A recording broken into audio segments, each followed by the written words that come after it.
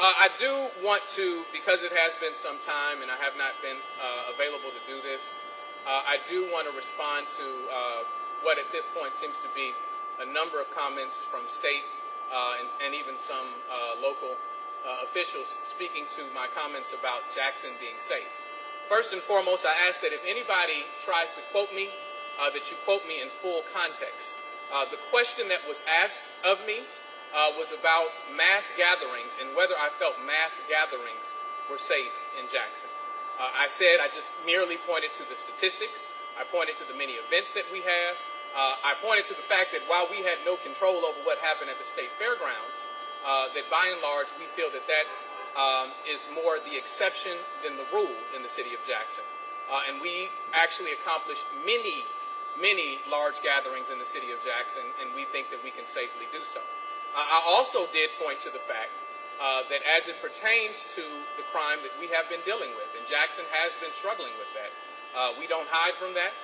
We are trying to combat that with every resource we have.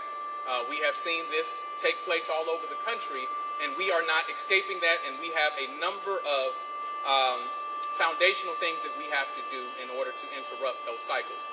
But I pointed to the fact that most of the violence we see in Jackson overwhelmingly is interpersonal.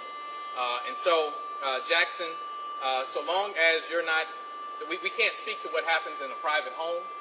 We can't speak to if you are engaged in some conflict of some sort with someone, how that might turn out, but we want to interrupt those cycles and make sure that we don't continue to see that trauma.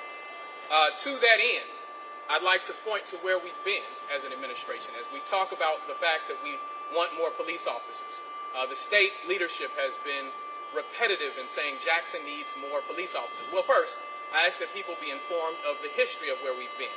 It is this administration, my office, that proposed a $2 million increase that would have been $20 annually, $20 a year. That's what annually means. $20 a year that would have accomplished pay raises that would have made it more attractive for officers. That was turned down. And so when we talk about that, make sure that you're coming with the full breadth of information as to what the administration has attempted to do.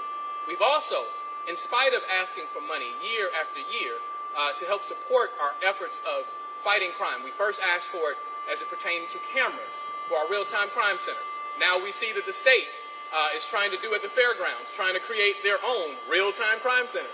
What an ingenious idea. We certainly like it. But we were turned down for that. We asked for money to help do violence interruption programming. That never accomplished. That was never given to us.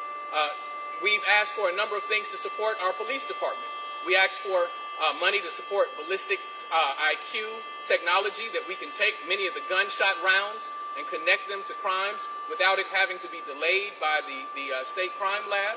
That was turned down.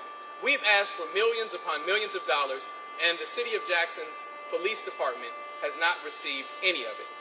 Did we stop there? No. We went to the National League of Cities. The National League of Cities, who has no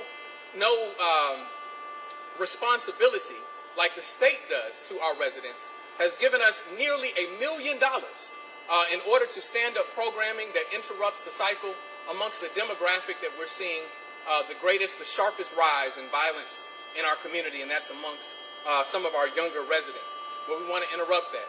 We told you that we're looking to partner with local corporations and businesses so that we get an annual contribution, that we can start a violence prevention and trauma recovery office that looks at stopping at the root causes while we're simultaneously trying to build our police force, trying to make sure that we do what needs to be done on the policing aspect.